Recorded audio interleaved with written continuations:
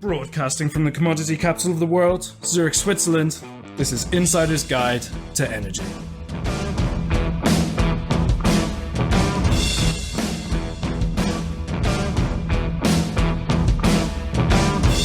This edition to Insider's Guide to Energy is brought to you by Fidectis. Go to www.fidectis.com for more information.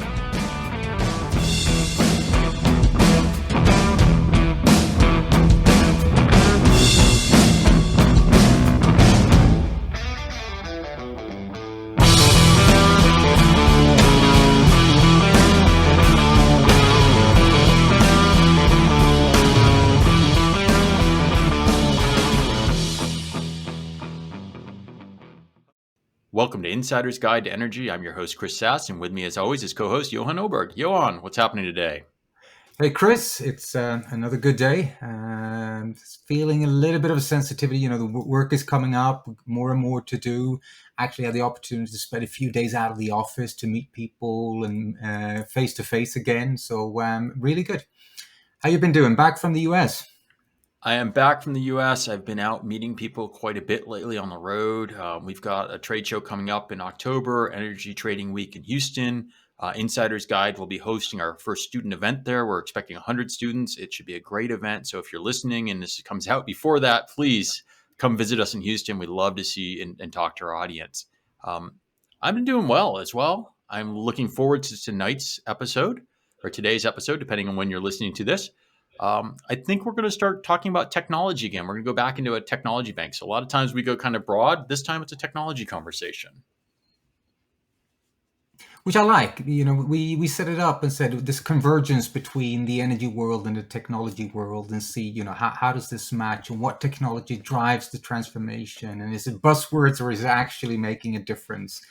And obviously today we have some of the big buzzwords, and I'm really looking forward to see you talking a little bit about with our guest, what value does it really create? Not just the actual technology, but the actual value. You know me, I'm a commercial guy. I want to see what it does for customers. Well, fantastic. So why don't we just jump right into this week's episode and just start talking about that? Today, I'd like to introduce Colin Gounden. Colin, welcome to the program. Thank you, Chris and Johan, for inviting me on. It's a pleasure to be here.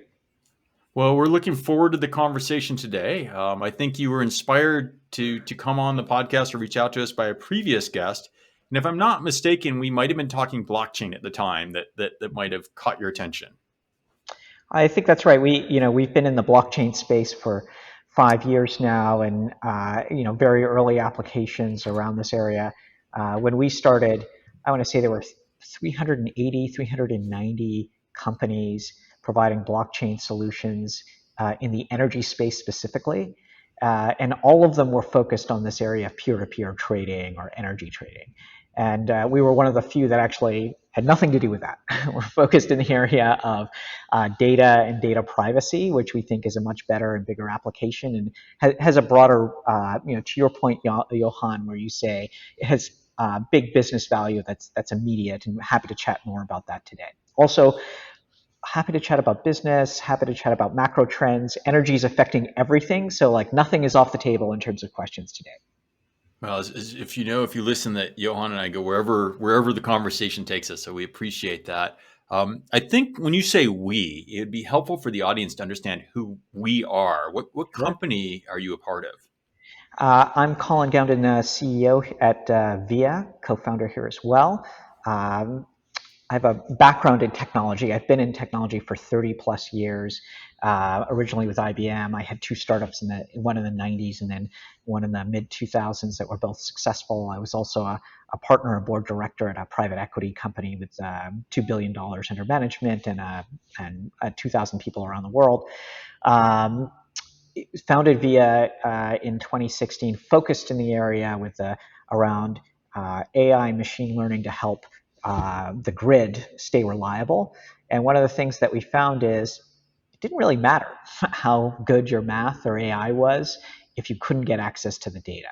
This data access issue was a much bigger barrier to creating any of the business value people wanted out of analytics and AI. And so we developed a platform to keep data private and secure and still analyzable. And that platform is now used around the world today by a lot of companies.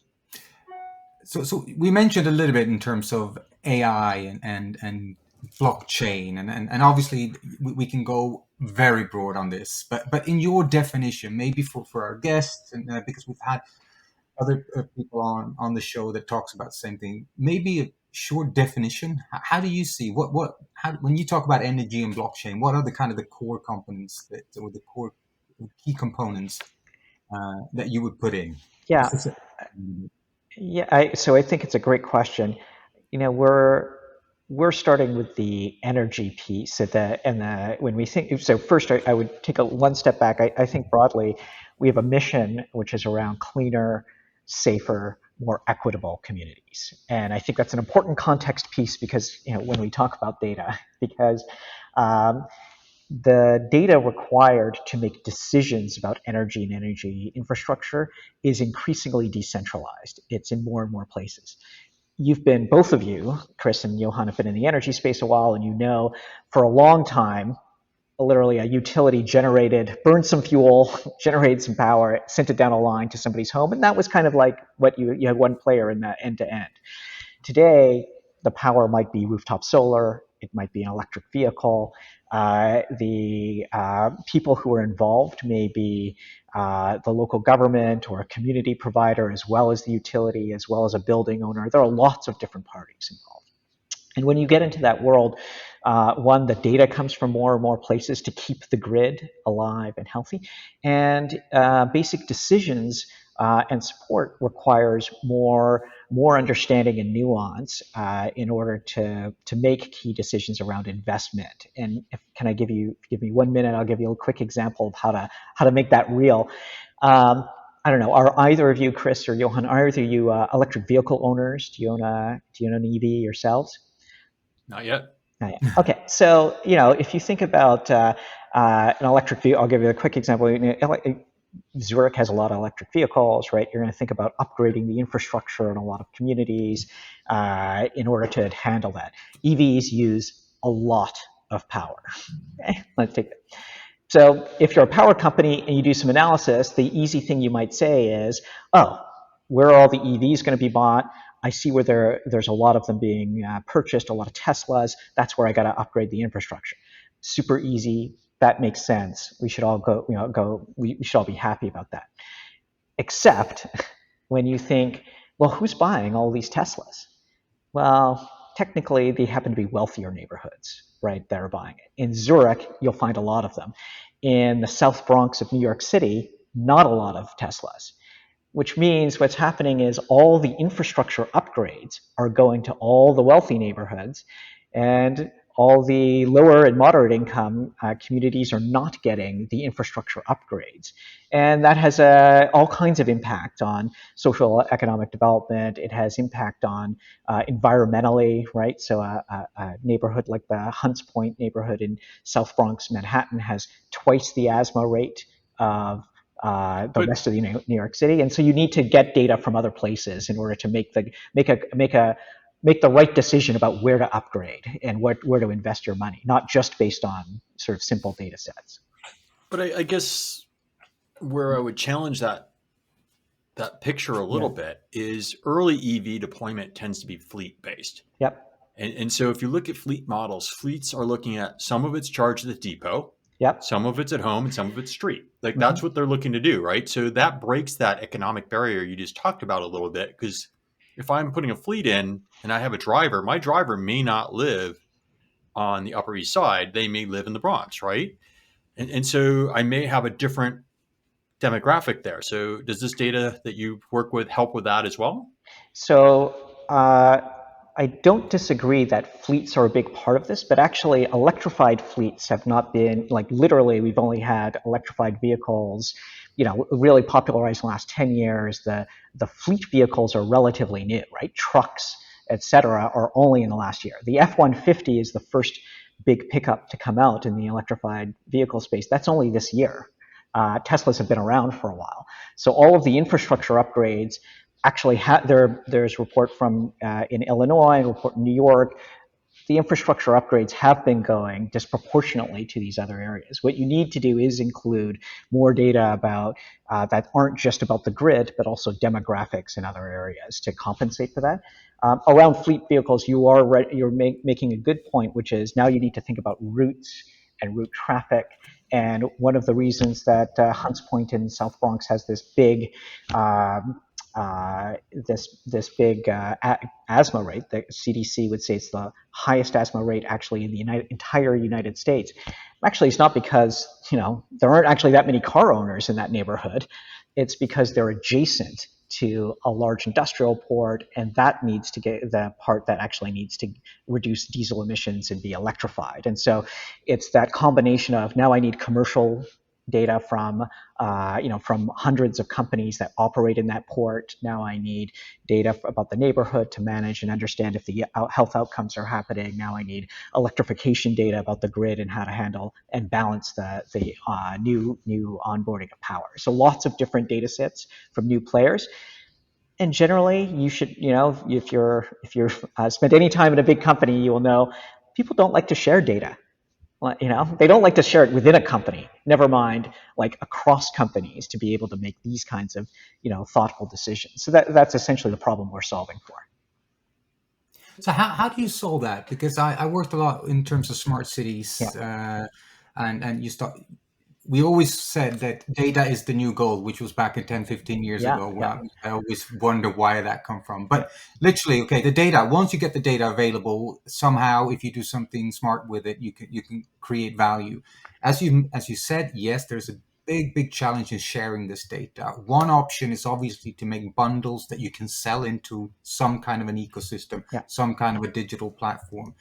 But how would you, even if it's blockchain, even if it's AI, but still access to the data, doesn't matter what technology is behind it, you still need to get approval or get that data, right? So you raise an excellent point, Johan. That's you raise an excellent point, which is the sharing piece or permission piece is always the hardest part. And I want to say The Economist had data is the new oil on the cover back in, I want to say like 2006, 2008. Like it's been a while that these terms have been around. The short version is math. Mathematics is kind of in the same way that today we now have a voice recognition on basically everything, right? Your car and your TV remote and your Alexa and Siri at home. You have, when you point your camera phone at a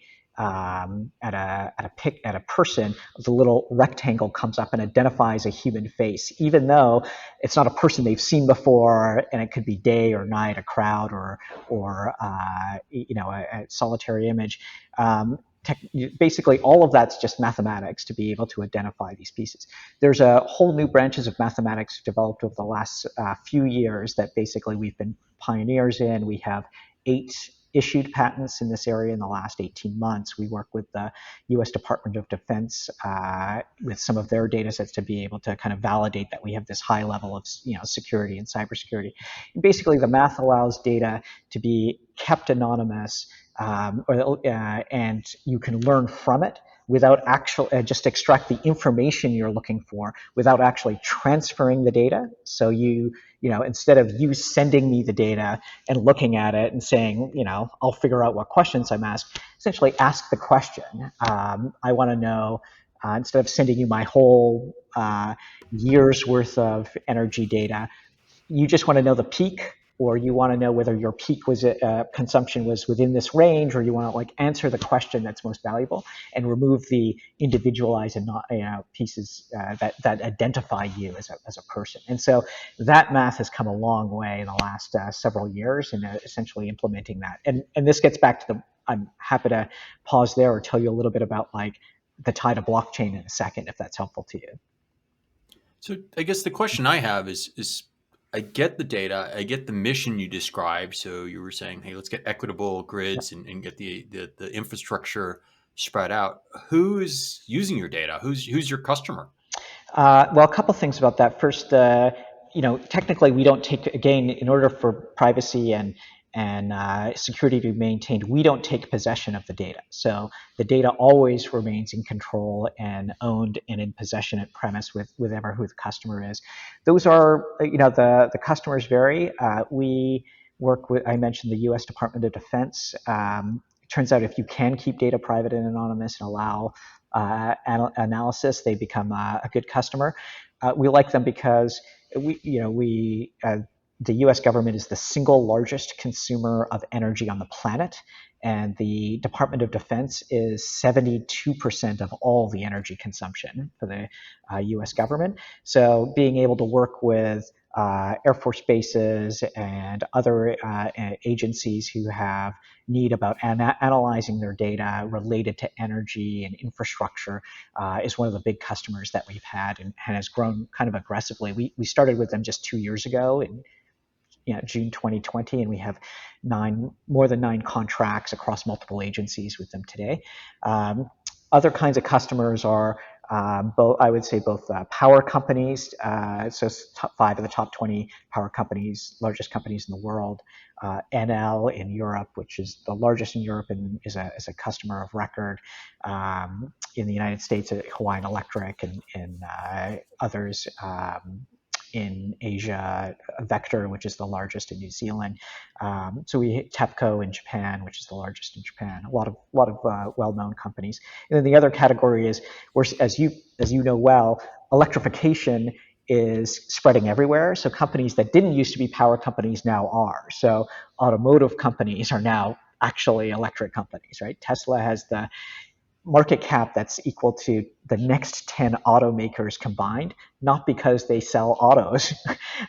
They sell a lot less than either Toyota or General Motors or Ford. It's because of their introduction power. So automakers, logistics companies, airlines, there are a lot of people now in this space of thinking about how power is impacting them. And those are all current customers as well. So coming back to my introduction Sure. part of this, where you create the value. So I understand large customers, obviously heavy energy, either producers or consumers. You tie the technology, you get some kind of data out of this one, but maybe for a simple man as myself to give what actually is the value that comes out of it for one of these, if you take the military part or even one of the utilities as a core value, what do they get from it? So I think the kinds of questions that people are using they're trying to answer are both planning questions and verification questions. So planning and operational are the two kinds of categories. A planning question is, I have 10,000 distribution transformers in my city. I can't upgrade them all. There's not enough copper on the planet. We actually had a utility executive say this: there is not enough copper on the planet for me to upgrade all of my infrastructure for all of the electrification that's coming. How do I prioritize what I'm upgrading and what I'm not? Right? Where am I going to upgrade first? Those are like actual questions people need to. On an operational front, going back to we have supply chain constraints right now. There are, everybody is competing for batteries and battery storage. Everybody is competing for new transformers. Everybody is competing for upgrades on, transmission and distribution lines. In that world where I cannot get enough equipment, I now need to make operational choices about where am I going to send power? How can I where is curtailment going to happen? Whose power can I incentivize to turn down or turn off? Those are all live, real-time operational decisions. And I need data, not just from me, but I need data from the fleet operators, Chris, that you said, because if they're going to be consuming, I got to know sooner rather than later. I need that from even, somebody like Johnson Controls or from ABB who have control centers. How can I get more real-time information and data from individuals to be able to manage systems in order to turn down or attenuate power needs, especially at the peak, right? Because most of the time, actually, I'm pretty much fine. It's actually only the peaks that matter. And as we transition to clean energy sources that are more variable, I don't know when the sun's going to shine. I don't know when the wind's going to blow. I need to manage those peaks much more aggressively. So you mentioned before that the data remains the property of whoever's data it is. You also mentioned blockchain, or I mentioned blockchain in the introduction. So two things that come to mind is who's putting it on which blockchain, Yep. and then who's paying for it, because blockchain doesn't come for free because there's some overhead to a blockchain. So how does that work? So a couple things. We'd say first that people sometimes forget that the crypto and cryptocurrency is actually for cryptography, and a lot of the a lot of the math around how to trade digital assets, or a Bitcoin, or actually all of that can be applied to data as well, because all you did was turn money into a data asset, and now I can use all the same kind of technologies. Your specific question about which blockchain, et cetera. So first, we'd say we do not move the data to the blockchain.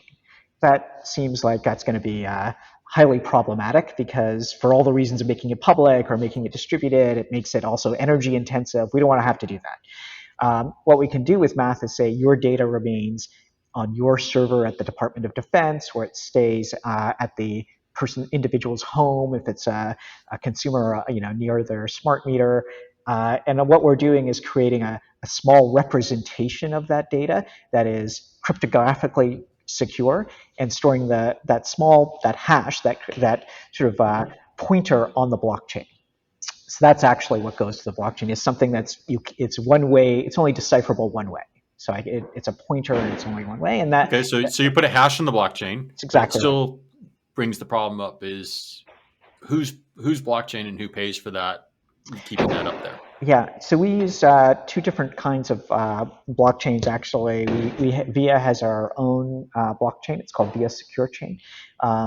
It is the only blockchain that's actually used daily by the U.S. Department of Defense, and it has a cybersecurity accreditation able to run up to top secret and classified level workflows. It's the only one in the world with that. So that's sort of a private, and we use that for custodial services. So like when we need to actually store that's store the hashes and make sure something is what it says it is, that's what that's for. And those are actually very low cost, actually. So we basically support the cost of that. And we have, for people who use the applications built on top, they pay us a license fee for, in terms of business model. For transactions where someone is buying or selling data, or actually, they want to, you want to have the permissions, we use a public blockchain, and we use, like Polygon, for example. Our goal is not really fast, low-cost transactions. There's a whole set of people who are focused in that area. We're compatible with any Ethereum-based blockchain for that. Got it. So coming back to a little bit the questions that you mentioned before, though, to say you had customers in the US, the military is one of them. You said you had in Japan, you had in Switzerland, you had all over the world. Where are you as a company? That's a broad market. That's a global market. Yeah. Of course, software is slightly easier than maybe other ways. But how are you as a company, and how do you support the global market? Well, I was lucky enough. My last company grew to 2,000 people in 5 years. We had people in 18 locations around the world. So managing a global enterprise is a lot, especially now with things being remote. Things are a lot easier to manage globally than they were 3 years ago. We are I happen to be physically based in the Boston area, just outside and near Harvard at MIT. And this is our corporate headquarters. We are a U.S.-based company. We have a technical center in Montreal, Canada. We love Montreal for a lot of reasons. It's both an easy drive in the same time zone, but also has great technical talent. And then our European base is in Zug, Switzerland, so just outside of Zurich. We like Switzerland a lot because it's quite centrally located. So if you need to serve France or Germany or Italy, you can do that from the area. It also has great talent and research facilities. So we've been working with people like HSLU or others in the universities and with the Swiss BFA for a long period of time, for multiple years. And so we like the environment. Switzerland we also like because our big thing is about data privacy. I'm going to go out on a limb and say there aren't many countries in the world who have as hard or a reputation around data privacy. I think data privacy is still evolving in lots of jurisdictions. The US, for example, it's state by state. If we can meet the Swiss level of privacy, then generally we're okay for every other jurisdiction. So it's a nice proving ground for us. You mentioned earlier in the conversation that you'd give us the state of blockchain, right? So blockchain is not a foregone conclusion in the energy business. It's still out. The jury's out of where it comes. There are certain people trying to do it. What's your perspective of where blockchain is in the energy industry? I think that we started using blockchain not because it was a technical thing to do, because it was we wanted to get into that space. We were trying to solve a problem, right? We were trying to solve an analytics problem and couldn't get the data, and blockchain was this core stack that helped us do that. I think of where blockchain is today, not just in energy, but generally, a little bit where the internet was back in mid '90s when I was starting out, actually, in technology, just having left IBM in my own company. In the '90s, I remember talking to banks about internet technology, and they all asked this question like, I don't understand, an open protocol, TCP/IP. I use Novell. Why would I want to have this open protocol? And a browser. I don't understand why you'd use a browser. That's not as sophisticated as Windows 3.11. We all use Windows here. Why aren't you doing that? We made a choice and we said, look, the technology in the ecosystem of the internet is evolving faster than any single company. And that's the future versus that's where innovation is going to happen. And it made sense to be in that space versus this. And what we essentially said is that, it turns out that was true. Novell went bankrupt, and by the time 99 or 2000 rolled around, if you were saying, oh, we're going to transition to the internet, it's too late, right? Everybody's made their choice. Where we came out in 2017, 18 was saying, look, could you replicate what blockchain is doing in other spaces?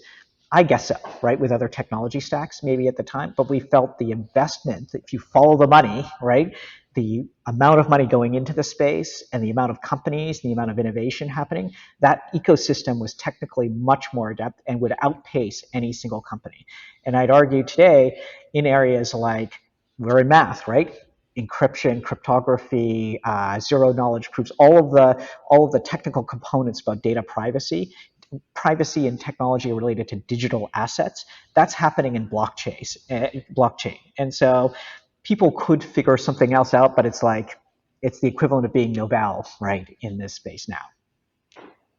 So if I follow up a little bit on that analogy in terms of the internet, the rise of the internet, and I think we are all kind of part of that in the beginning from our telco and software background, and you started off really with replacing existing processes. If that was your internet bank, as you mentioned, was really taking and giving the control to the consumer, say tap in your numbers and pay your bills. Literally nothing really changed. It might sound strange to say, but nothing really changed apart from the technology that kind of shifted a little bit, but the actual process was the same. You paid your bills. And I think that's the kind of the growth of technology. It starts off with the processes replacing existing, and then the interesting part comes around where it actually transforms and it fundamentally changes some things. Yeah. So if we take the blockchain technology and an analogy of this with the energy industry, where do you see the next step, the actual transformation parts? What would it actually transform or disrupt rather than just improving processes? Yeah. So first, that is both excellent insight and excellent question. So going back, I remember conversations in the mid '90s, 95, 96, where people said, I don't understand this Amazon or buying stuff online thing. I already have catalogs. I can go to a catalog and pick up my phone and have something delivered to my house. There is nothing fundamentally different that Amazon is doing that I couldn't have done before. But at that moment, it was hard to imagine social media, millions of reviews, Z shops, Amazon Prime or AWS.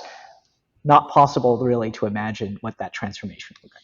We're a little bit the same, which is I'd say right now what we're seeing is for blockchain, I think the big thing that's process replacement is around smart contracts, which is the automation of things we do anyway. So instead of having a paper contract that says you and I are going to trade something, or you and I trust each other enough to buy something from each other, we'll use smart contracts to automate the process of executing those agreements, and also dealing with the discrepancies. If we have a problem and we don't know each other, so we can't call each other up, and it's peer-to-peer, so I don't have an opportunity to go to an intermediary to figure it out.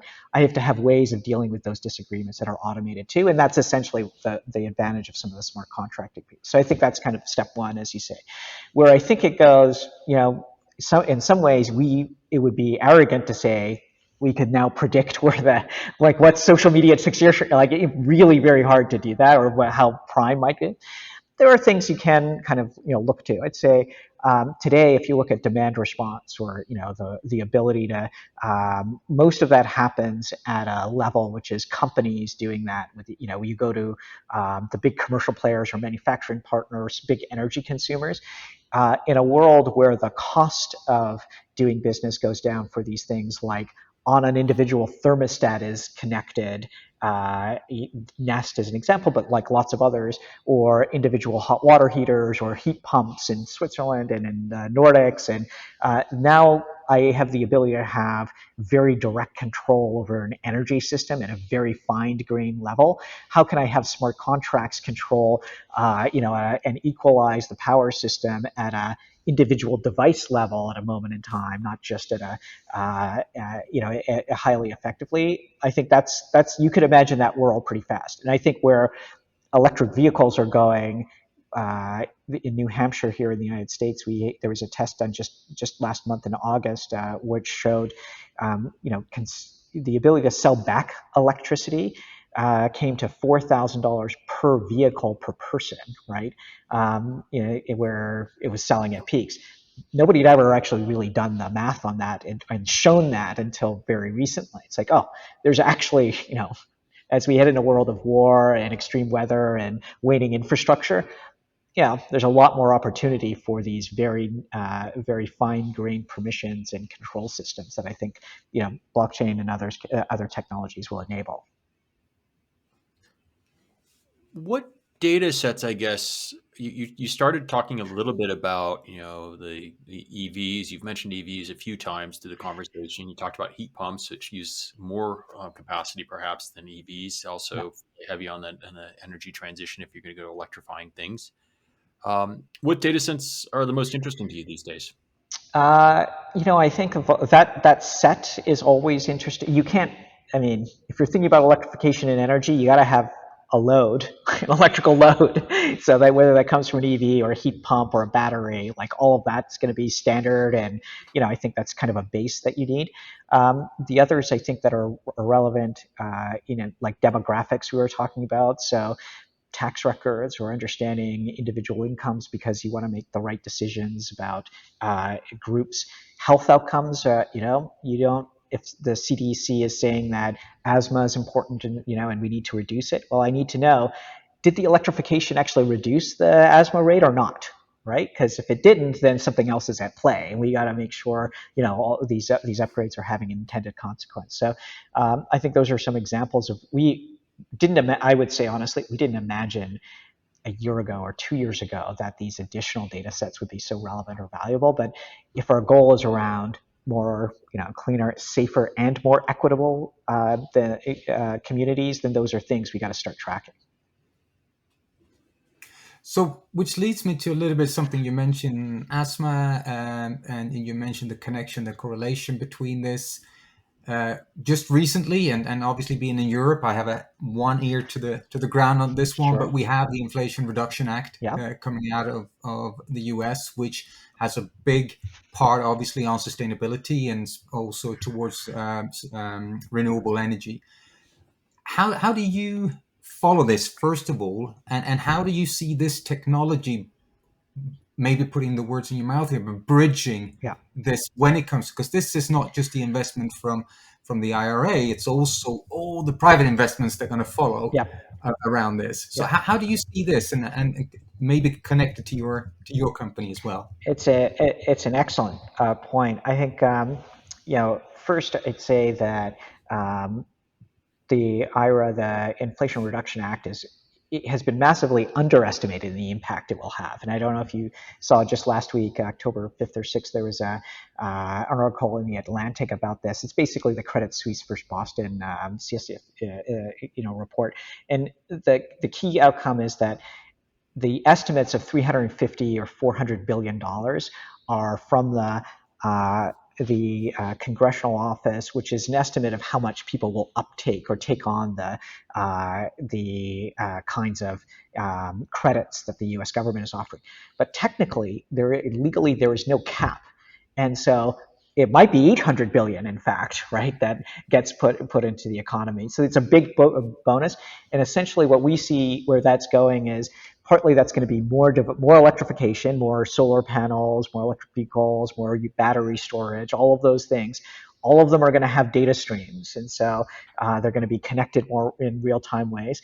And there's a need for, now we're creating that infrastructure that didn't used to exist for people to have two-way data flows and two-way power flows on the grid. So I think for us, we're seeing that real-time infrastructure come into play in the next 5 years. That's unlike anything else. It almost like 95, 96, 97 when people were buying home computers, or in the 2000s when people were buying cell phones, right, en masse. It's like when the devices come in, everything else is going to come in too.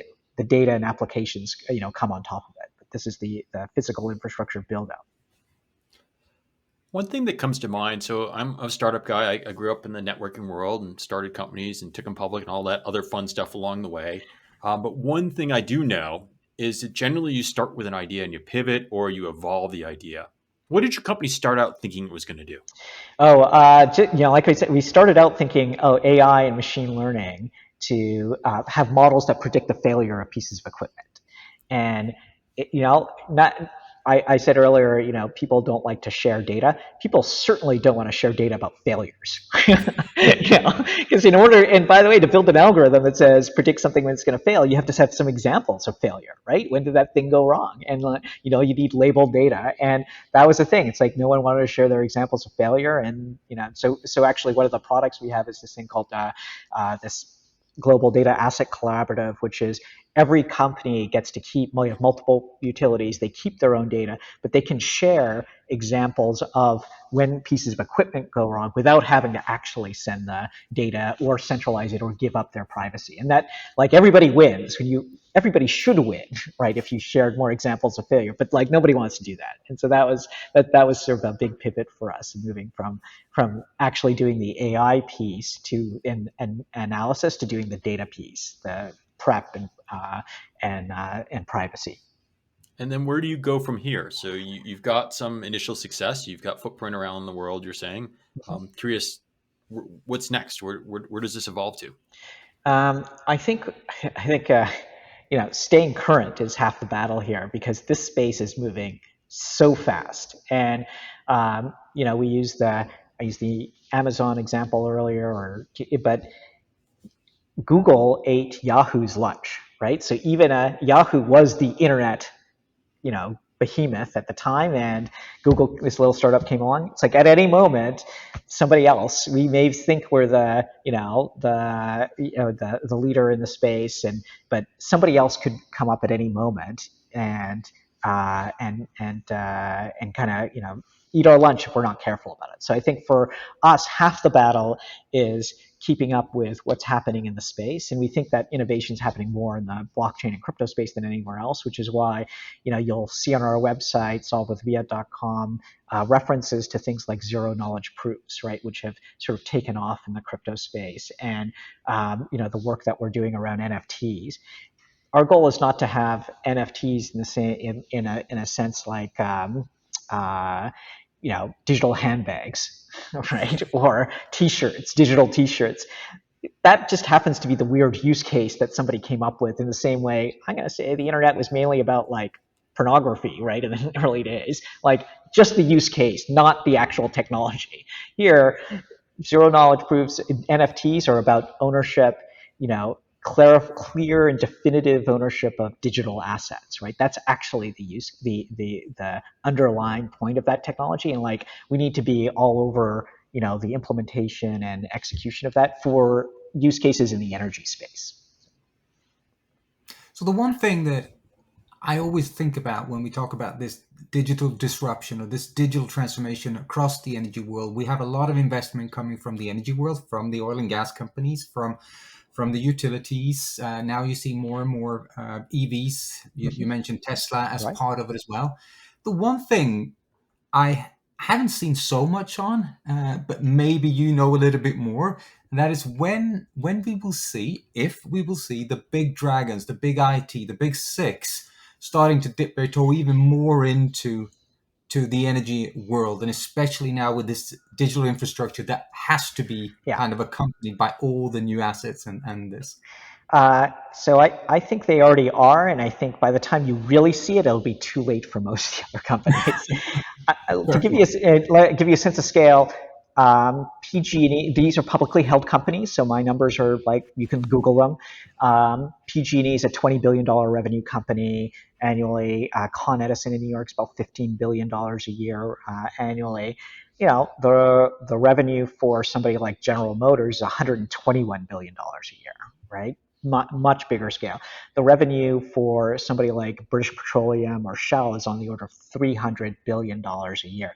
They can easily put 20 billion into something new, right? Into the energy and electrification space way faster than anyone else. Never mind the dragons, which also have 100, 200, 300 billion a year in revenue, but huge cash reserves. And for them, putting 5 billion or 10 billion is not very much. And for the companies like, also of public record, because they're all public, Google and Amazon and Meta and Apple, all are huge energy consumers. Some of their biggest bills are, cost of goods, are around the electricity consumption of their data centers. So they are already some of the biggest energy. They're not as big as the U.S. Department of Defense, but they're pretty big in terms of their energy consumption globally, wherever they have data centers. And they're already investing in, well, how do I generate that locally? So they own that supply chain. How do I invest in energy projects, right? So now a utility, like whoever that may be, now has to compete not just with other utilities for battery infrastructure or for solar panels. They have to compete with Amazon or Apple or Google. That supply chain constraint is not just because of the factories, it's because the price is driven up by these other players. That's already playing out in the early stages of the supply chain. I guarantee you that when Google bought Nest for its thermostat, it was not because they were really interested in thermostats. It's because they wanted to understand energy and data. And you're going to see more of that happen. And Apple bought. This is going to play out over and over again. So I agree that data is important, right? Everything from your EV having data about you. I mean, it's like your smartphone's got data for you. So if everything is Internet of Things and connected, I know everything about you, and there's going to be a fight for that. I think that where Johan, I've heard him ask before, is that the big tech companies can really come in, because if you distribute energy and you change, and you don't need to put in a huge plant, and you can become a virtual power plant or do things differently, they may run a different energy company in the future, I guess, is kind of where Johan was going, if I put words in his mouth, and seeing that. So it's not just the consumption and competing of where they chase green energy. It's that, do the legacies end up with a bunch of stranded assets because these other guys came in and just changed the rules? So, go back to telecom. You used to have these big 5E switches, and you had to build a whole building and stuff. And then someone said, hey, IP telephony is the way to go. And the ones that weren't quick there had a bunch of 5Es that were useless in the future, or DMS switches, right? Yep. I would expect that may happen in energy, but from your point of view in data, right? I would be going, well, either I'm an acquisition target for a Google, or I'm a competitor of Google. That's what I'd be thinking in your spot. I think all of those things you said, Chris, are correct. Exactly right. I think that the infrastructure will change in ways we can't yet predict. And, I remember a moment in time around 2000 where had like a phone, we were talking about how one day there would be maps in color on our devices. And I remember how many people said, technologists only really said, that's absurd. The amount of battery power you would need to power a color screen is way too much. The idea that there's going to be like Wi-Fi or some kind of network connection everywhere, who's going to build that infrastructure? No one is incentivized to build, telecom everywhere. Turns out like that happened really fast. The idea that like there's an alternative grid or there's like new infrastructure that comes in that somebody with a lot more money, Amazon, Google, Apple, etc., go ahead and say, yeah, we're just going to go electrify this whole city here because we can, and then you have all of the data that is associated with it too. Totally going to happen, right? We're going to see that happen, and I put that out there as that's a very plausible scenario that despite how strange it may seem today. I know we're coming up to time. We're close to the end, but I have to follow up on that question very quickly because yes, from a technology point of view, from a transition point of view, I agree with you, but I also want to put in a little bit of a note where you have regulation, probably more than in any other industry, and especially now we see this as from a European point of view, especially now that there's been a lot of restrictions on the big tech. And in combination now with our energy infrastructure, I think that's something that needs to play out. But very interesting to follow. And last, I'd say, I think regulation plays a big role. It can be positive and negative. In the United States, I think healthcare drugs FDA is highly regulated, and yet we are the center of innovation really around drug development, right, for new drugs that come out. It's like where there's a need, where when we needed to. Because of COVID, we invented Moderna and Pfizer stepped in and fast, there were vaccines developed. We're heading into a world where energy, because of Russia invading Ukraine, because of these, there's going to be huge and extreme weather and, the waning infrastructure. There's going to be a need for people to step in, I think, in a way that wasn't necessarily true 10 or 15 years ago. Well, I think we've gone all over the place in the time that we've had today. I do appreciate the conversation. It's interesting to see how data plays a role and how your business is using that and helping the energy industry. I could go on for quite a bit of time, but I think we're up against the time constraint. Thank you so much for being a guest on the show today. Any final thoughts as we wrap up this episode? Only to say first, I really genuinely appreciate the great questions. Very insightful. It's good to clearly it's one reason to be here is you're experts in the field. And so your questions, reflect your expertise and the insightfulness. So thank you for the opportunity and look forward to maybe, coming back in some future show and having a follow-up as the world evolves. Well, I think we're going to bring you on to our data science show. So we have a separate podcast from Insider's Guide that only does data science. So maybe we'll talk on the data science side of the house in the future. But thank you again. For our audience, we hope you've enjoyed the conversation. We try to bring you things you don't normally get exposed to. I'm not sure you were thinking when we were talking blockchain, this is where we're going to go with your data and the uses. I hope you've enjoyed that. If you have, share the episode with your friends. Don't forget to subscribe, comment, watch us on the YouTube channel, give us likes, and we will talk to you again next week. Bye-bye.